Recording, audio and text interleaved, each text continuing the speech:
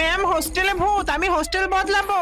কারণ তো বলো। ম্যাম আমি অনেক গরিব, কিন্তু আমার রুমমেট অনেক বড় লোক। ওদের থাকা খাওয়া, ওদের চাল চলন আমার সাথে ফিটই হয় না। আরে আমার ট্যাব কোথায়? পাক্কা ঋতু সরিয়েছে, গরিবরা এমনই হয়। আমি কিছু নিইনি, আমি চেক করেছি, কোনো খালি বেড নেই, একটু অ্যাডজাস্ট করে নাও।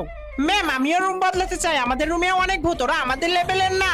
তোমাদের দুজনের কাহিনী তো একই রকম। আমরা তো আগে কখনো একে অপরকে দেখিনি।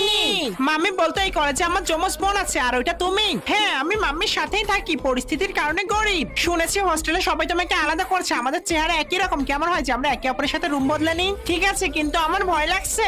এই ব্ল্যাক কার্ড রাখো, যত মন চাই খরচ করো, আর আমার নেকলেসটাও রেখে দাও। থ্যাংক ইউ তানজু বোন, আমার হোস্টেল নাম্বার 413। যিনি আমার কাপড় ধুয়ে দিয়ে 10 টাকা দিব।